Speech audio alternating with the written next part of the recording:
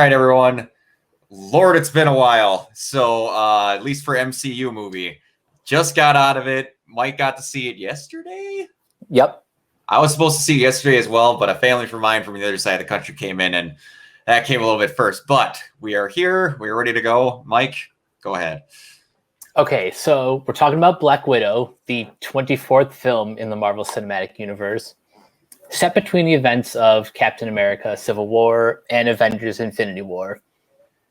So, in this movie, directed by Kate Shortland and written by Jack Schaefer and Ned Benson, the film follows Natasha Romanoff, also known as the Black Widow, as she confronts the darker parts of her ledger when a dangerous conspiracy with ties to her past arises. Pursued by a force that will stop at nothing to bring her down, Natasha must deal with her history as a spy and the broken relationships left in her wake long before she became an Avenger. So, the first thing I have to ask is, how did it feel seeing a Marvel movie in the theater for the first time in, 2 years? It felt awesome. Getting, I don't know if it played for you, but that really cool speech that Stan did, that they put that person sitting next to you is your brother, that one sitting next to you, that's your sister. That thing played before the movie came on. Lucky. And it felt so good. And they interchanged it with Gamora and all of their stuff. And dude, it felt so nice to be seeing a Marvel movie. It felt like being home again. And they showed the whole family lead up to the Fantastic Four thing. That whole promotional thing is what it was. And I leaned to my roommate after looking at all the dates of you realize there's going to be a Marvel movie every other month in 2022, right? Hell, yeah. Hell, that's the case in 2021. After this, Shang-Chi is in September. Then 2 months later, you got Eternals in November. And then 1 month later, it's Spider-Man No Way Home. Oh my gosh. It's just not going to stop.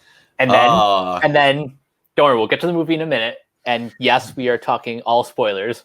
Mm-hmm. But on top of the movies, we're in the middle of Loki. Yep. In August is Marvel's What If.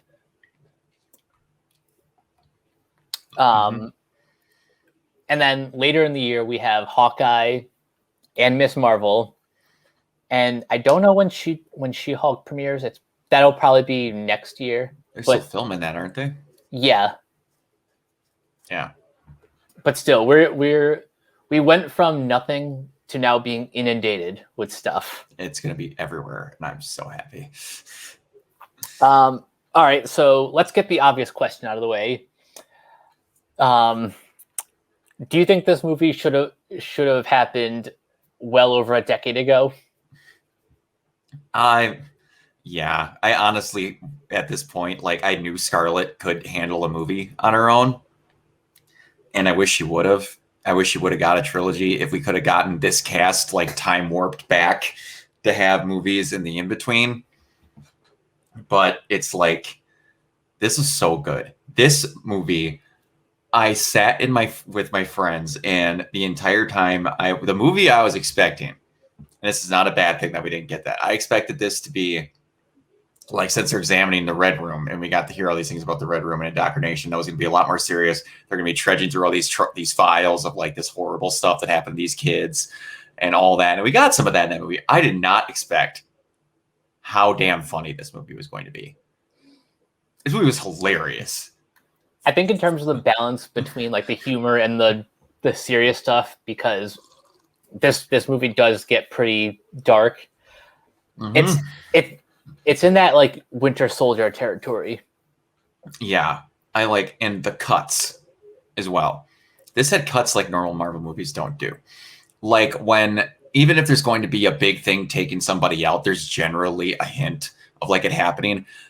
When Taskmaster was going around in that truck, there was multiple moments where just out of nowhere a crash would happen. And it was weird how I was looking at it, because I'm that's not normally how those moments happen in Marvel movies. And when that copter goes down in St. Petersburg, it's little stuff like that. I'm this felt different. I was it felt, yeah, it wasn't I heard people say it's a regular Marvel movie. I'm it didn't feel like a regular Marvel movie to me. At least not till the third act, but we'll get Yeah. there. Yeah, but no, I wish we would have had this sooner, and I want another Black Widow movie. It may be with Yelena, but I want another movie where I get that family dynamic again. Sadly, Scarlett won't be there, but I want some more family dynamic with that stuff, because this might be the best supporting cast that a single hero got in a Marvel movie ever. Yeah, I think I agree with that. It's awesome. One thing I really like about this movie is that, you know, aside from it being Scarlett Johansson's solo film, it really is a co-lead with her and Yelena. Mm-hmm. And for those of you who may be like exposed to Florence Pugh for the first time, she's great. Go back and watch some of her older films, particularly Little Women from 2019, mm-hmm. and Midsommar, which is also a 2019 film. Be prepared. That one's a doozy. Oh yeah. But yeah, you got some similar stuff in that movie. Anyway, go ahead. But yeah, Florence Pugh is great. I think she and David Harbour as the Red Guardian are like two of my favorite things about this movie.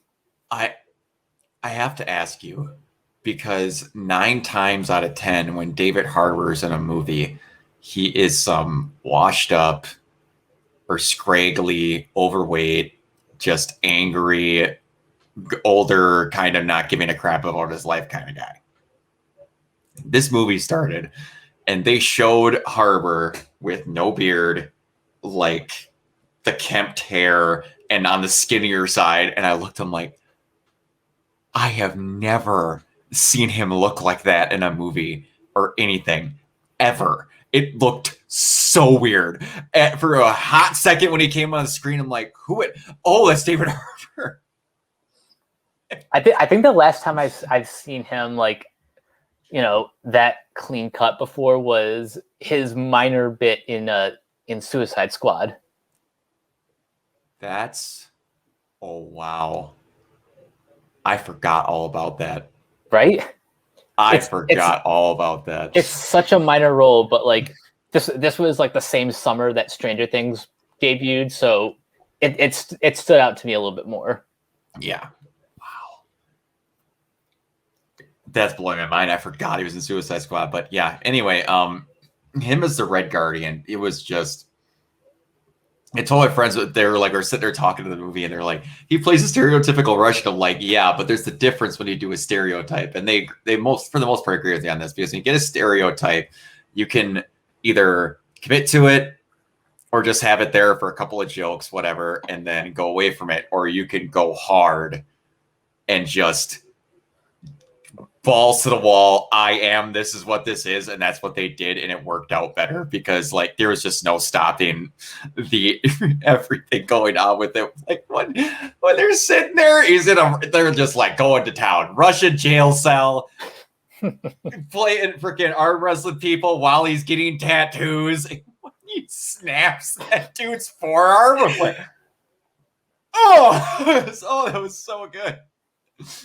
Then the line about his fights with Captain America.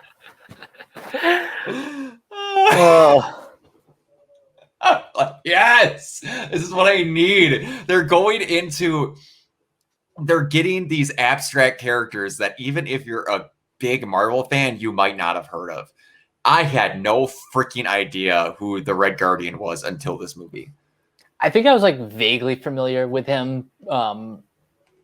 But not to the extent of like Captain America and maybe some of his other Rose Gallery. Yeah, but it's just like, I want more of them. I want a TV show with this family, which they hinted at something else we'll get to later. But I can't get over how this is not the movie I was expecting it to be. It's weird. but I was happy that I got what I got, but it was not what I was expecting. I know you said you were probably expecting more of the Red Room, but before this movie was announced, did you ever think that if Black Widow got her own movie, it would be something like, you know, a full movie explaining Budapest?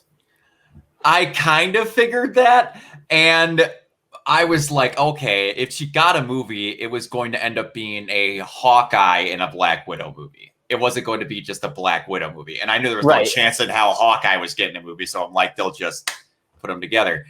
And then all of a sudden, like, I was like, they got a good amount of Budapest in there, which made me very happy. They still leave it a total mystery for the most part of what all happened. They explained to it somewhat, like hiding in the vents and stuff like that. So that I was very happy about. But which all of that played out well. The freaking tic-tac-toe and the hangman inside the vent. That was great. Oh, that was awesome. All the little, like I said, this movie's hilarious. I could not get over how much I laughed at this movie and how well the lines were written. Like this, that would be a really cool way to die. Something that I have to point out in the intro. Oh, by the way, the opening credits is. Thank you. Go ahead. I have something to say on that, but go ahead. Yeah, we'll talk about the opening credits in a second. But what I was going to say was, like in the opening scene when we see Natasha and Yelena as kids, on the TV in the background, they're watching DuckTales. They are the original, the one from the 80s. That's awesome. I didn't see that. Nice. I didn't realize that, I should say. But I had to laugh. Like I like a lot when people put work into stuff and it like covers music, whether it be side projects, whatever. Like I was very happy for anyone who's a Supernatural fan. Anyone who does not know me, I'm a giant Supernatural fan. The cover of Wayward Son that got into the end of that by these two people that always wanted to be in there got into the last episode, and it's over this big gut-wrenching thing of Sam living on his life after Dean had passed away, and he's just riding through the Impala. And then there's this cover of Smells Like Teen Spirit. And I've been listening to it for a while because I heard it for a Ruby AMV, animated music video. That don't know what that is. It's actually one of the first things I ever did in this channel, if you want to look back on there. Was it this version? It was this version I heard on the AMV. I did not make one myself, but I had heard this through a Ruby AMV. And I'm like, that smells like Teen Spirit. I'm like, that's so creepy, but I love it. And then I would show it to any of my friends that are more into music than I am, and they hated it. They're like, this bastardizes what it is. And I'm like, no, this sounds really good. It's like a completely different song. And then we're sitting in that theater after like a good year and a half of me listening to this, and no one likes it. And then all of a sudden that starts playing and I hear the music. I'm like, ah! And I'm like losing my mind, and my friends have no idea why. I'm like, this cover's amazing. I heard it on a random YouTube video and it's in Black Widow. That's so cool. I thought for a second that this was like a new version recorded for this movie, but the fact that it's been circulating for this long is just kind of awesome. Smells Like Teen Spirit cover. I have to why Black Widow Smells Like Teen Spirit cover works so well. But I have to remember exactly when that thing was recorded, because I think Epstein had anger. I don't know if I'm exactly able to find that because that's a long-winded article. But anyway, yeah, it's been around for a while, and I'm glad it got in because that was one of the best parts of the movie. Listening to that and just hearing someone put some work in from a random thing I heard in an AMV. But anyway, that intro was so weird. That did not feel like a 2021 Marvel movie It was intro. it was a Bond. It was Marvel's equivalent to a Bond theme. Yeah. And like the intro, like the intro with the movie was their throw on a Bond theme. And then the intro before that felt like a mid 2000s like Marvel superhero movie. Like they don't do intros like that anymore, in my opinion. And I kind of miss that if I'm being honest. I do too. It felt different. And like you said, like then the Bond-esque theme with them showing all the freaking Red Room stuff and just it was small at first, give or take. Got a lot bigger because it's a Marvel movie. I do appreciate small scale stuff when they do get to do it. I appreciate it a lot. But yeah, it's great. Who outside of Yelena, because in my opinion that was going to be both of our answers, was your favorite like standout big performance? Even though there's not that many of them in there because they're all had a relatively small cast, which is one thing I appreciated as well. I can't remember his name, but the friend of Natasha who was like always like sleeping around. Yes. That guy was something else, and he was always good whenever CD was in the freaking radiator where they could like setting her up on the outside, and the cool little hint to like the blonde that she got in there with that. He was good. The character's name, by the way, is Rick Mason, and he's played by O.T. Fagbany. Rick Mason. Did they ever say his name in the movie? I can't remember, if I'm being honest. Is that an actual MCU character?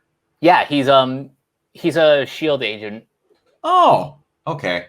Oh, by the way, I finally found the actual music video. It came out in 2016, so that thing's been around for a while.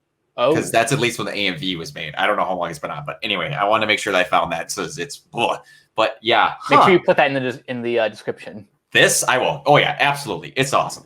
But so yeah, the little idiot, like again, another character I've never heard of, Rick Mason, random SHIELD agent. Okay, he got to be in there for a little bit because after a while, like again, this is going to be 10 years from now when they have their whole arc of whatever's going on, which is starting to smell a lot like Kang the Conqueror. They're going to need to start diving into some stuff. And they're doing that already with like Shang-Chi and the Eternals. We're getting to see everybody. But yeah, it's this, like Ant-Man had a bigger cast than this. Yeah. This is such a small casted movie, but I think that's what helps. Because it wanted you to love who these characters were. And it did help a lot. Even a little bit of family dynamics, or the little bit of time we got to see them together, it worked. I could actually tell and feel like there was connections there. So the way the movie was put together, I did really appreciate. I'm not going to have a lot of negatives on this movie as a whole, if I'm being completely honest. And we're going to talk about the one thing that almost anyone who I've seen this movie is complaining about. But yeah, the pacing was good, the writing was good, cinematography was awesome. Mm-hmm. I've noticed now, and just the one thing I can say that I'm not a huge fan of, I have noticed that the Russo titles, as I'm going to call them, is going to be maybe becoming a Marvel permanent mainstay, where no matter where they are, they have to have a giant panning shot of it across the screen. Yeah, I don't love that as a as a title card sequence. I much prefer, a smaller little thing on the bottom left. Yeah, exactly. No, I would agree. And I'm just especially for this movie, I think, the kind of like typewriter transition I think would have it would have felt more appropriate. Yeah, absolutely. Could you, and I have to ask, could you, since we're talking about spoilers, could you see from a mile off that Taskmaster was going to be Dreykov's daughter? It had to be someone. It had to be someone, someone from her past, and I won't say it was completely predictable that she turned out to be Dreykov's daughter, but then again, there was a reason why we are circling back to the Red Room. Because the whole theme about this movie is unfinished business. Yep. That's one thing that I did like about it. Like, I just wish that, like, I wish I could have shown them to look more feminine. Like, they actually just made the body armor and stuff like that, like, regular. That's one thing I have to give this movie big props to. For people that are watching this movie that do not know what Taskmaster normally looks like in a comic book, he looks like a He-Man villain. And I'm not joking. He looks like a He-Man villain that uses modern day weapons. It's true. He does. And like recently they've done him up a little bit differently, but when they showed off the artwork for what Taskmaster was going to look like, I think he might be my favorite version of what a revamp of a villain to look like in the MCU is. That whole costume of his is just off the charts good, or of hers, I should say. So used to it being whatever, but yeah, I wish we would have got a little bit more of her in the movie. I will say. Yeah. I'm not complaining overall about what they did. I just wish that we would have gotten more. And they again go out of their way to not kill her. She's fixed, so we might see more of her. And she might still become a villain later on, so that like everyone's like Taskmaster's ruined him. Like, you realize they went out of their way to show that they're gonna be okay and could be used later. Marvel, unless they're not going to be used, they're dead. Deader than dead. I think on a general comic book movie standpoint, I'm liking this trend of not killing your villains because it actually resembles traditional comic book storytelling. Yep. Of having recurring villains, and B, it's just more interesting, like, you know, to see them return, and even in like smaller capacities. Like imagine if Loki died at the end of the first Thor, or even the Avengers. You wouldn't have one of the best characters in the world now, and probably the best Disney Plus show they've ever had. Hopefully they stick the landing.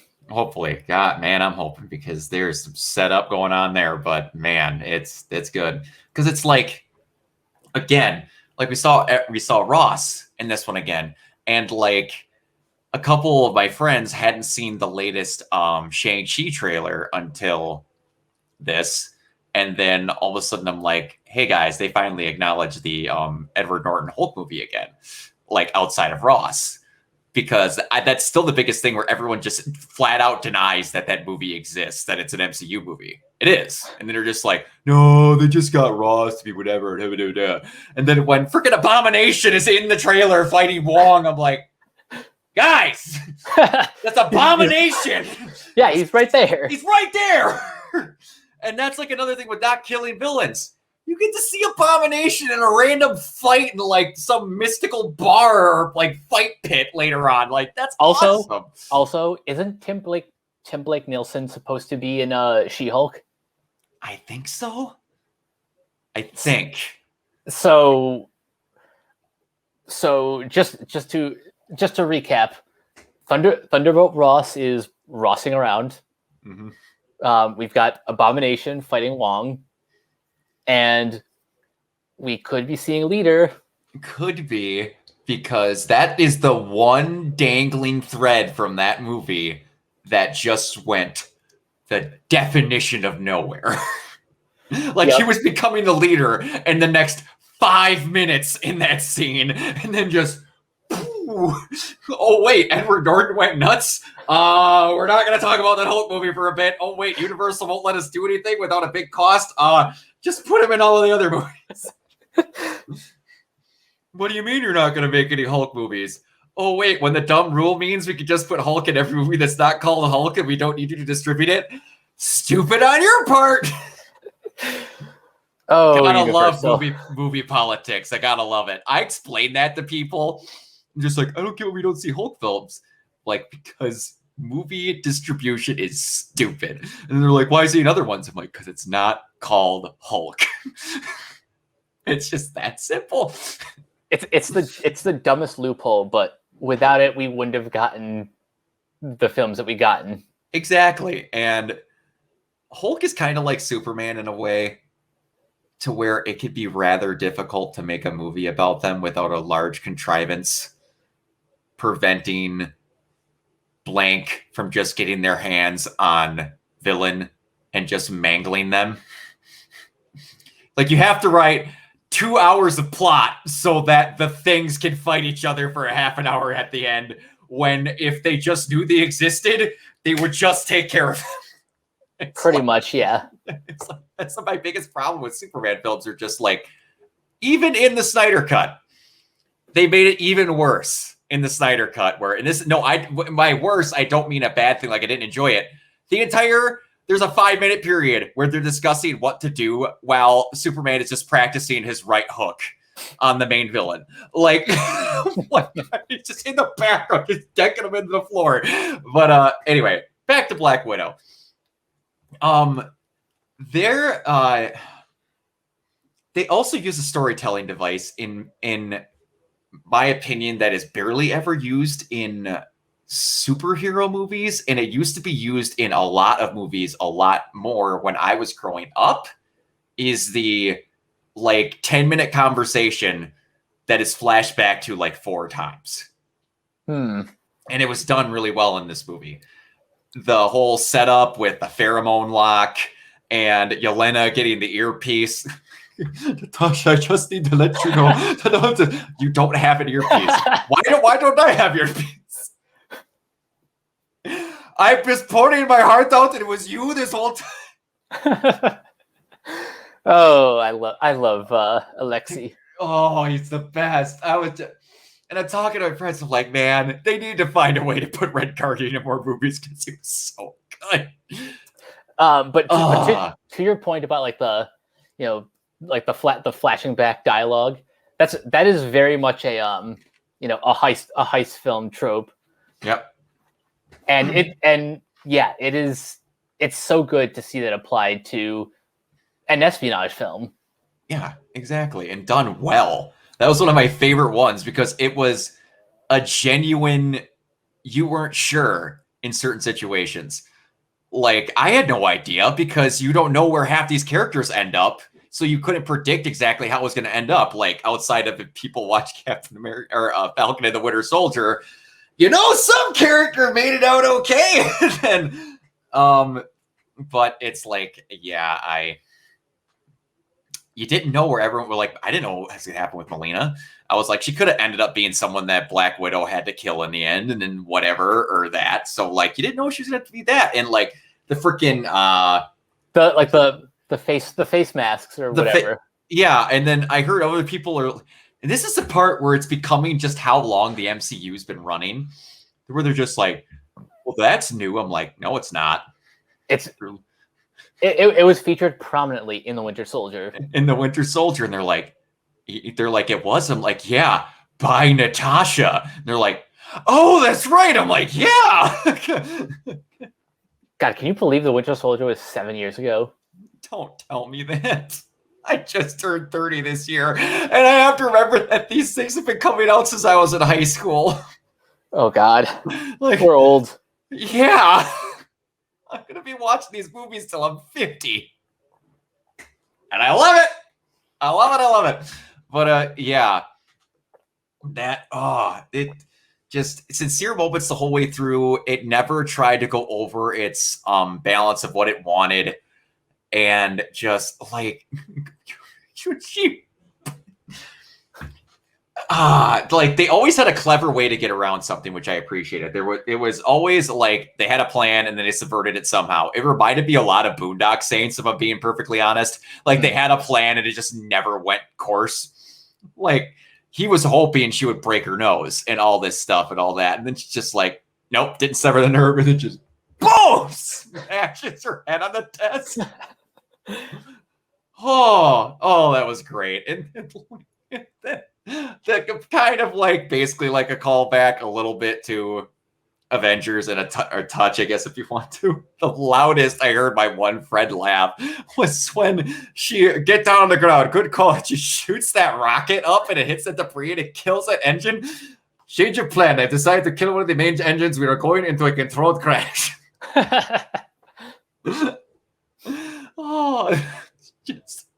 It was chaos. The whole movie it's supposed to be this tight-knit espionage film that had an exact plan, and it was just sheer total chaos the whole way through.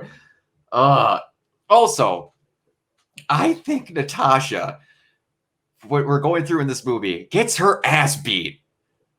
So she takes so much damage throughout this whole movie. Yeah. Holy crap. I wasn't expecting that, how much they were going to put her through, but it was good. They showed that she's actually tough. It could take a lot in the fight, and like they did it through cool ideas and fight scenes, and it was well done. Do you have more positives to talk about before we basically talk about the only slight negative that we mentioned a little bit? I just want to give a shout out to the second unit director. Let me see. Darren Prescott, who worked on Baby Driver and Deadpool 2 and a couple other big action movies. I think his work here was really good. Oh yeah. And speaking of, just like your director on Deadpool 2 makes a lot of sense with the way that some of these scenes were shot. Only real negative I have is that how little we got to see Taskmaster. And we talked about that already. Now, a lot of our friends, if you're not seeing on Facebook, are not happy whatsoever with how Taskmaster was handled. Do you wish that there would have been, what do I want to say, more to it? Because people that don't know, Taskmaster in comics has had moments where he's soloed an entire team of like superheroes and been really good with that, and like just basically unstoppable. And like the only person Taskmaster's openly said that he hates fighting is Deadpool because he has no recognizable fighting style and he can't copy it. And it's like, with a couple of people that I've talked with about this, I was like, yeah, and Thanos also kept Hulk as his personal pet at one point. That didn't happen. And there's been a couple other things where Hulk just came back from Planet Hulk and whooped literally everyone until Sentry got a hold of him. And I'm just like, things don't need to work out the same way. And I get, like, I don't think, I'm being perfectly honest with you, if we would have got this Black Widow movie, that we would have ended up even seeing Taskmaster in a big movie. So you're thinking putting Taskmaster in Black Widow is like the substitute for seeing him in, say, an Avengers movie? No, I don't think we'd ever see him in an Avengers movie. Actually, yeah, no, I kind of agree with that. I think we're never going to see, street level villains fighting the Avengers. Yep. I think I don't know if I necessarily agree with everything people are saying negatively about Taskmaster. But I do understand to some extent where they're coming from, because to my understanding in the comics, he is like kind of an egomaniac because of his abilities. Yep. And I think I feel like general comic book audiences, not necessarily like hardcore Marvel fans, kind of assume that like Taskmaster is Marvel's version of Deathstroke. Yeah. So they kind of wanted, like, I can see them wanting like that character in the MCU. Mm-hmm. And I also say this.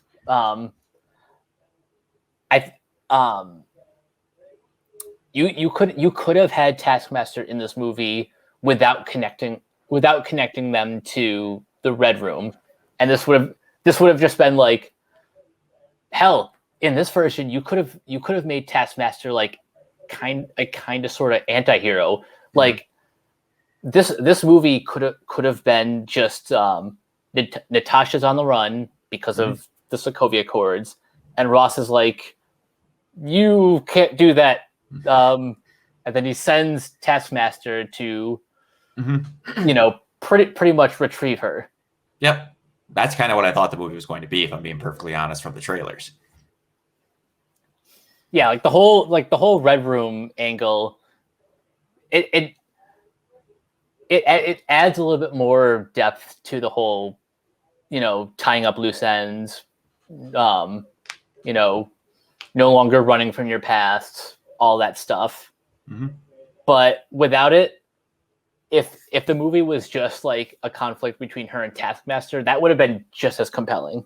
Yeah, exactly. And it's like, I don't know if they would have been able to tie in everybody else. Like, she's running to Russia to hide just from Taskmaster and all this other stuff. So I get why they did what they did. And they wanted to make it a deep-rooted family film. I get that. It's fine. And it's like, what I could see is if something happens with her, and what I was meaning when I said what I said about like the level of stuff. If we would not have seen Taskmaster in this movie, he would have been the head villain in a Marvel TV show. Ooh, I like that. That's why I was saying like his cap level was going to be here. Okay. This was the most you were going to see. But if he didn't, you would not have seen him in a movie. He would have been in something like if they make a Black Widow thing with Yelena, and then Taskmaster shows up in that. I like that. Exactly. I like that a lot.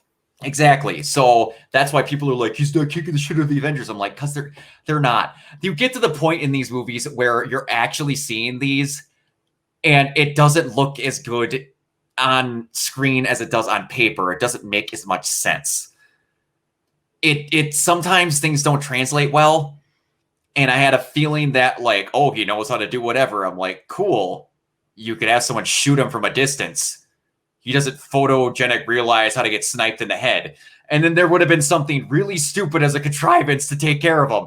That's what happens when you put those things onto screen sometimes, versus if you have something like this, like what I mentioned, you could end up making it something like that. Or Taskmaster could be in the Hawkeye TV show, which is teased at the end of this film in the end credit scene. All right, so we're going there. Yeah. So for people that don't know, they're making a Hawkeye film, and they're making one that's going to be centered around Hawkeye and Kate Bishop. If you do what I think they're going to do, and I want to say it's Matt Fraction, but I could be wrong. It is Matt Fraction. Matt Fraction made a run of comics where like Clint and Kate took on like Russian gangsters just living in a street apartment. Now you have a Russian going after Kate and Clint. This is matching up a little too well here. Okay. Now I have some questions that I've kind of been dying to talk about with someone. Okay, so to set up the post-credit scene, Yelena is visiting Natasha's grave. She even brings like one of her, stuffed teddy bears or whatever. Yep. Then she meets up with Valentina. I forgot she had an MCU role. Yeah. No, this was supposed to be the first time we saw her. I know. She shows up on screen and I'm like, oh yeah, duh. And anyway, so my question is, do you think Yelena was snapped or no? Because why else would she believe that Hawkeye is responsible for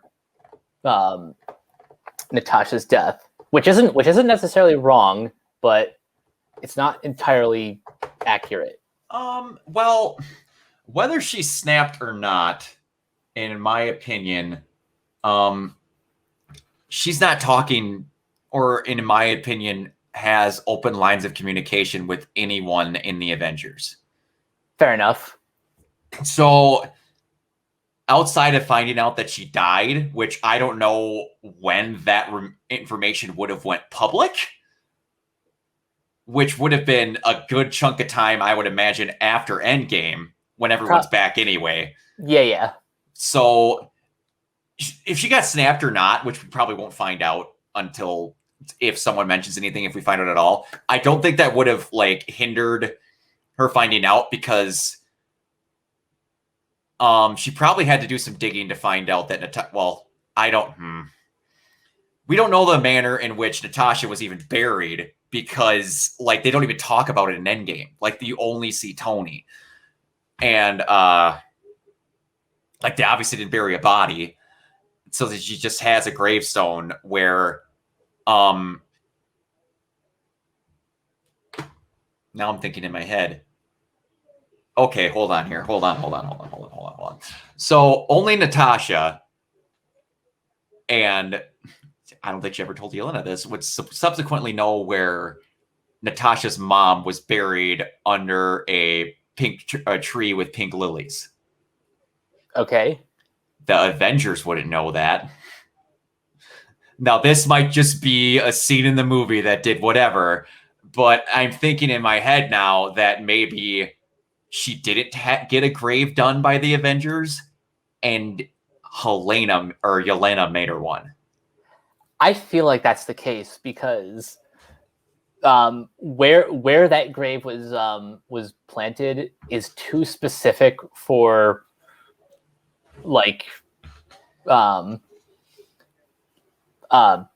Sam to figure out. Yeah, and also it says sister on it. The Avengers don't know she has a family.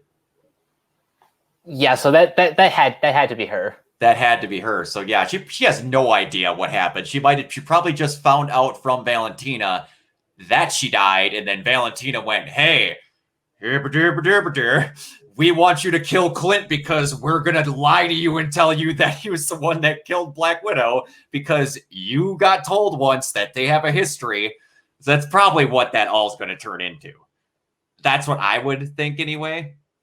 That's what it's pointing to. And then they're going to do that. And then at the end, Clint's going to have the same exact situation. He's like, I have to convince another Black Widow that I'm not the enemy again. I kind of hope there's a scene in this show where he actually kind of makes a joke about that. That's going to be. Absolutely. She's going to come in and she's going to see the Black Widow thing or whatever he's going to call her that. And he's just like, this is Budapest all over again. It's going to be something like that. I'm pretty sure we just spelled out what the entire plot of what that Hawkeye movie is going to be. Yeah. Or Hawkeye show, sorry. But yeah, I assume that's probably where it's going to go. We could both be completely wrong. And then they're just like, well, maybe someone found out she was a sister or we did her gravestone. But yeah, that had to be Yelena putting that gravestone there because it's in the middle of nowhere. Mm-hmm. So yeah. But we get to see more of her. So that makes me happy. Yes. So yeah. And they just can't wait for more. It's going to be good. So I'm happy this came out. Now, I was talking with someone about this, but my roommate's sister-in-law. I was talking about this in the theater, and I'm like, I'm happy that real life turned out how it did for the timeline of these movies, and not how the timeline of the movies turned out if they would have went sequential order. And she's like, "What are you talking about?" Because I'm like, if this would have came out in timeline when it's supposed to come out, Endgame would have been the movie that was delayed due to COVID. Oh, yeah, you're right. Because this would have came out after Civil War, there'd have been like all that in, and then Endgame would have been on that ending slot. And we would have had to see it, nobody in a theater pretty much waiting on this to get done. I'm very much okay with it happening the way that it did, but like they wouldn't have been able to do the end credit scene, or kind of basically they just wouldn't be able to do the end credit scene, I guess, if they didn't do this. So they would have had a different end credit scene, but they totally could have just plopped this right after Civil War if they wanted to. They could have, but at the same time, I'm also kind of glad that this movie was filmed when it was, because I think Florence Pugh is probably like the Oh yeah. Well, now I'm thinking two things. Had this movie been released in, say, like maybe not even 2016, like this could have come out in like 2017 or 2018, and if that were the case, this would have happened before Florence Pugh like took off. Mm-hmm. Now it's like she's entering this franchise as already kind of like a known entity. Yeah. And that was my caveat for everyone when I was talking about when they would have wanted it. I was like, if you could time warp this crew to be back there, like at the same state where everyone was, they're just like, yeah, it would have been whatever. It's fine. It's one of those that you could basically, when they talk about the cuts of how you should watch Star Wars films, like there's going to be people that are like, you should watch the MCU movies in this order because it'd make more sense, it'd be more fluid. There's going to be like, this will probably be put for people right after Civil War, and it's fine. But no, I'm glad she got the treatment that she finally deserved. She got a big name movie where she was on the front cover and all that. Thor's getting 4 movies. I would have been very okay that if Black Widow would have got 3. Same, especially because there was a point in time where like where Scarlett Johansson was like kind of taking over the box office, and it was the same year as The Winter Soldier, which was kind of like the same year where people were like, "Oh, so when is Black Widow getting a movie?" Because she had Under the Skin, which was not a blockbuster, but no. What was that? What was that movie that she was in that Luc Besson directed? Lucy. Yep. She did a lot of weird movies in that time period. Yeah, that was. And then wasn't that didn't Ghost in the Shell come out not long after that? That was in 2017. That was in 2017. Okay. She was. But yeah, like she's had a number of starring vehicles, and while it took a while to get this one off the ground, I'm glad that ultimately we got the movie that we got. Oh yeah, absolutely. There was a bunch of this stuff that like never would have seen that. Like they're starting to pick their projects to where they can forward the story, but then also be like, okay, if we need to get from this point to this point, and we want to give it like a center on this character, cool. What are some other random characters that would work well that we could make a spotlight on and be like, we managed to get them in there? That was 90% of this movie.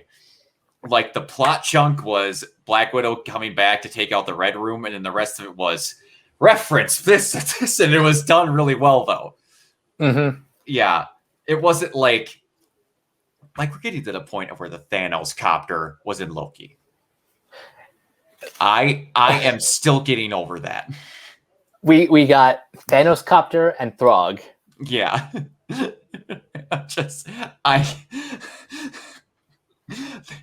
if we ever, I swear to God, ever they start mentioning Squirrel Girl, I'm gonna lose my shit. Watch, like that's going to be the next Disney Plus series announced. Squirrel Girl and her amazing adventures. Yeah, but no, I'm happy we finally got this. It was good. It was, like I keep saying, it was a lot different than what I was expecting, but I'm very, very happy with what I got. And it set up a lot of stuff that could go in a lot of places. So yeah, overall, I was very, very happy. And it felt good to be seeing an MCU movie in a theater again. Yeah, it just felt good to be like in a packed theater again. Mm-hmm.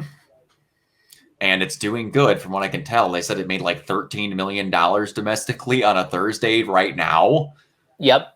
That's good. It's 2 million higher than previews for Wonder Woman, which was 11 million. Damn. Which I think is probably the most impressive part of the narrative, because it's also made more in its Thursday night than a lot of other movies have made, like during the pandemic, in their entire weekend.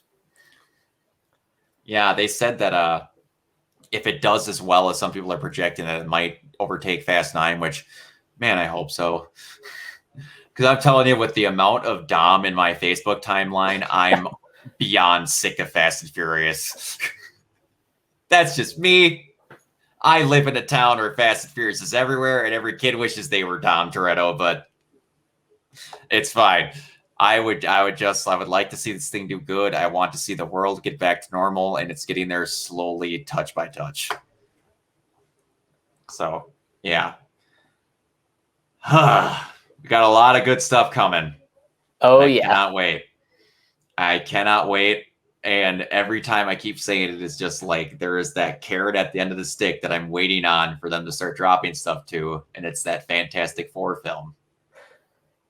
We're getting there ever so slowly. We're getting there ever so slowly. And my buddy Danny, and my roommate's brother, is every time he sees the thing come up that they're finally making a Fantastic Four movie, he's like, they literally cannot afford to screw up Doctor Doom. Like, no, they can't. Because there's been good stuff in each one of those Fantastic Four movies, but Doom has always been trash. Mm-hmm. And Doom could be their Loki to take over when they're done using Loki. Like that level of mischievous. And even then, I don't know when they'll even be done with Loki. I don't know either. But like seeing someone like with the written personality and the charisma of like a Tom Hiddleston pulling off Loki, possibly being in the same room as someone with that same level pulling off Doom, is a spicy meatball. So, man, that just like, give or take my fan casting, I wanted John Krasinski and Emily Blunt to be Mr. Fantastic and Invisible Woman, and that's not going to happen. Unfortunately. Oh boy, does Emily Blunt not care about being in a Marvel movie or any super movie at this point, which is oddly enough that came out right around when Black Widow was coming out, because she was the initial casting for Black Widow. Yeah, but no, I was very happy. Go see it. It's well worth it. You're going to see a lot more of Yelena, because Florence is great. I'm glad she got this role. She knocked it out of the freaking park, and there just needs to be more of it. I just hope to God that we see more of Red Guardian somehow.